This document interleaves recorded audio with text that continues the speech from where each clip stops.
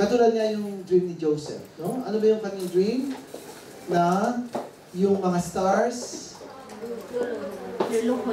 yeah, ay nagbabaw sa kanya. No? So, hanggang sa naging prime minister siya sa Egypt. So, yung mga gano'n na para sa atin, napakasimple yung mga dreams, pero has meaningful connection with God's way of using us.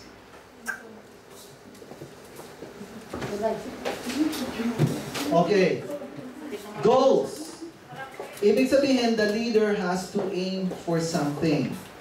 Kaya, ayan, yung mga leaders, I gave them, by the way, lahat ba ng mga leaders na nasagutan na yung pinapasa ko sa cell group nyo? Asa ka sa mga ministries? Are you done with it?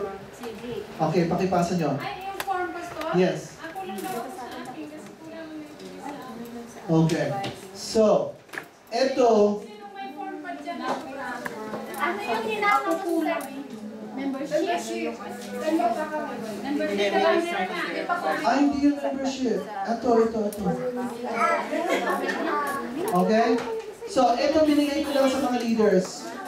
Leaders, will you pass it this way? Thank you.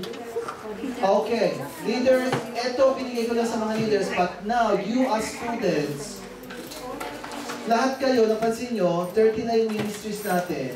Ha? Kung kayo ay 30 dito, ibig sabihin, bawat isa sa inyo, meron nang hinahawakang ministeryo. Yes? So, itong mga questionnaires na ito,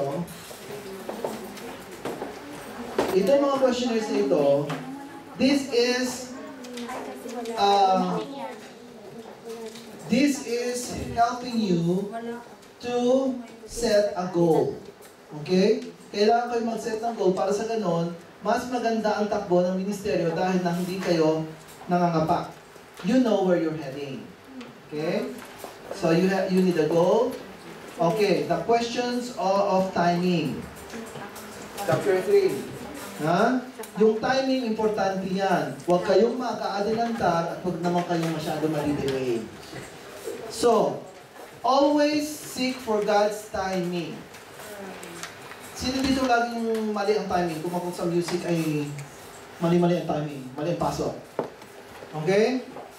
Kung nararanasan yung mga ganon, matuto kayo. Kasi ang Panginoon, perfect ang timing niya. If God is telling you to wait, then wait. If God is telling you to move, move. Huwag yung pagka pinag-wait kayo, doon kayo move ng move. At pag kayo pinag-move, doon kayo nag-wait. Tingnan nyo? So, you really look for the timing. There's a question of timing. Imparting the vision. Importante na yung vision na yan ay ibinabahagi nyo. I'm giving you the opportunity. I am always telling the table is open for everyone who has got a ministry in their mind. Share the vision the Lord gave to you. Sasabihin mo, this is crazy. This idea is crazy. You know? Pero i-share mo. It doesn't matter. Kagabi nga, nagkaroon kami ng bonding. Meron silang three-note na idea about yung mga sponsors. So we are thinking of doing a program, souvenir program for our concerts. Yun. So yung mga gano'n, nakakatulong yan. So huwag kayo matatakot na i-open yung mga ideas. Okay? So you have to impart the vision. That is talking about the vision. Now let's go to authority and power. Authority and power, there is danger. Power at work. Okay? Anong danger dyan, power at work? Ayun. Dahil binigyan ka ng authority, power, abusing position. So, authority and power is dangerous. When God gave you an authority, depend on the power of God. Hindi kayo magdidepende sa inyo. Kasi yung inyong power, okay. Say for example, if you are leading the worship, Do this. yeah? That is power. Okay, if you are leading the worship, you're given the authority. You have to lead the worship. So you have the complete freedom to run, to run the show, in a sense.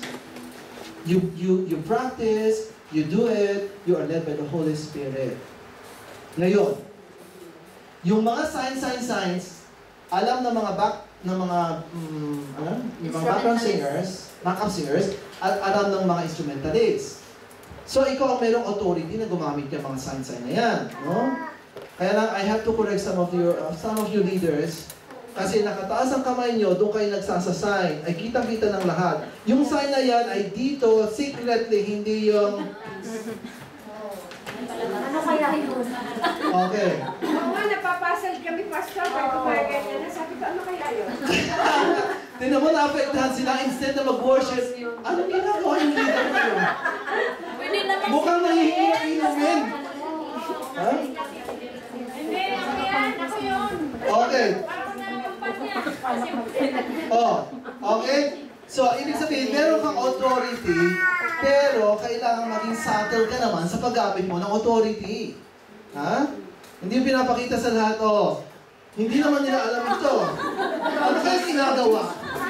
Para kang logis. Ha? Okay? Learn through experience. Ngayon, ganito naman. Yung namang leader, dapat inire-respect naman ng follower. Ay kasi hindi gusto ng follower yung kanyang kanta, ay tapusin mo na, sunod na. Tagal mo. Amen! Amen! Amen! Hindi pa tapos yung, Amen na! Amen! Parang matapos na. Kasi parang inip na nabobore. Okay? Akala naman niya, inspired yung pala pinapatigil na siya. Okay. Sa testimony, meron nag-e-elan pag pinatanggal. Yun na pala yun. Para tumigil na. Amen! Ayaw pa tumigil, lalo pa na-inspire. Pag pinalakpakan, Pastor, lalo na. Lalo pa nga eh. Ang hirap talaga naman yun. Okay? So, yun. Yung kuminsan, abuse of authority. Yes. Okay. Okay. Redemption of power. Ayan na. Ito naman, redemption of power. Kailangan nyo rin malaman yan na yung redeeming power ng Panginoon. Okay? So, ito na. Namatay na yung vision nila. Namatay na yung passion nila. Ay, wag mo naman siyang itatap. Sis. Condolence. Talagang ganyan ang buhay. Kung talagang hanggang dyan ka lang. Hindi naman pwede, pinatay mo na yung vision ng tao. Ha? Kung you have to teach them to redeem. Ha? Nagkaroon sila ng negative experience in life, pwede mong i-redeem yan. God is a God of second chance. Yan. Redeeming power. Now, chapter 7, redemption of leadership. Okay? Marami tayong mga negative experiences when it comes to leaders leading us from different churches. All sorts and colors, sizes. Yun nga, marami ng, some of these people coming to our church came from other church because they're complaining doon sa leadership ng kanilang pastor. So, eto na. Dadating dito sa atin, ikino-compare na tayo. Okay? So, pag may nakikitang ganon, eto na, pare-pareho lang pala tayo. Pare-pareho lang pala naman yung mga churches. So, aalis. Yun ang problema kapag meron kayong negative experiences sa area ng leadership. Okay? Listen. Gusto kong matuto kayo dito sa ating pinag-aaralan. Ayaw ko magkwentuhan kayo. Okay. Yung leadership na dinaanan nyo na negative, huwag nyo nang uulitin. Learn from them. Ay kung minsan, we criticize, pero tayo mismo gumagawa. Diba? Double standard. So, ang dapat gawin natin, sabi nga, puhanin mo yung mabuti, itapon mo yung masama. Huwag naman yung nakita mo na ngayon masama, gagayanin mo pa. Diba? So, dito, we are trying redeem the leadership. Kasi ang tingin ng lahat sa leadership ay negative. No. Leadership starts from God. Actually, authority comes from God. Kaya merong authority because God would like order. Okay? So, hindi lahat ng leadership ay negative. How to become a servant leader. Ayan, chapter 8. So, servant leadership ang ating ina-emphasize. Na through your example, mapapakilos mo yung mga tao mo. Bible study group. Kung yung leader hindi nag-i-start ng Bible study, o kung merong man nag-o-open at yung leader ay wala doon, hindi supportive, mawawala ng gana yung mga tao. I feel so sorry na katulad nun sa bahay nila Sister Belen, yung nanay ni Sister Judy. Merong Bible study, gustong-gustong andun ako, pero lagi naman natataon ako'y wala. So, parang na-frustrate siya sa akin. Yun.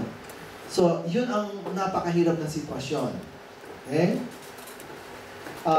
Okay, next is the status of syndrome. Yan. So, dapat itong syndrome na ito yung mga, kumbaga signs, mga red light, green lights, dapat aware tayo doon sa mga nangyayari sa ating leadership. Kung nagiging hindi effective ang ating leadership, dapat tayo mismo maging aware na i-improve yun. Hindi pwedeng magtyaga sila, magtiis sila. Ito ako, related ako eh. Doer ako. Doer ako eh. Thinker ako eh. Ha? So you never justify. Now, chapter 10, coping with criticism. Kapag criticize ka, how do you take it? Ha? Take it positively. Wag na wag kang magne-negative. Kasi kapag lagi kang negative sa criticism, katulad yung mga nag-critics dito, ha? Ang criticize na yung mga critic. Sabalit na yung hindi ka daw marunong. At kinampihan pa daw naman ng mga audience. Ano ba nangyari doon? Nakialam na tuloy yung mga audience kasi daw hindi daw marunong mag-critic yung mga critic. Totoo ba yan? Yan yung mga feedback na nakaabot sa akin. They are not accepting. They are not accepting criticism. Okay, coping with criticism. Alam niyo ba na ang criticism, whether it's negative or it's constructive or passive or negative, magandang meron kayong naririnig. Kasi kapag wala, akala nyo okay, yung pala, wala na nangyayari sa leadership. Pinapuri yung pala mali. Okay. Oo, kasi yung iba, gusto ko lamang palaki ng ulo mo. Actually, ang dami mo. Paano kasi yung iba, nagtitreat sa McDo? Kaya kahit anong klaseng leadership yan. Ha? Basta may makto. Okay. Ayan. Ayan, chapter 11, authority, the leader's mantle. Okay. Authority is your mantle. Leaders. Kapag pinigyan kayo ng authority, yan ang inyong pinaka-spiritual covering. Kasi may naniwala sa inyo, may nagtiwala sa inyo. Huwag niyong abusuhin. Ha? Inilagay kayo, actually, first of all, ang naglagay sa inyo ang Panginoon. Alam niya na kaya niyong gawin yan. Yeah? So, don't underestimate your ability. Or, huwag namang overestimate na nilalagpasan nyo na ang plano ng Panginoon. And then, biblical stress management. Ayan. Kailangan biblical ang approach natin sa ating mga when stress, when pressure comes. Biblical approach. Tingnan nyo lagi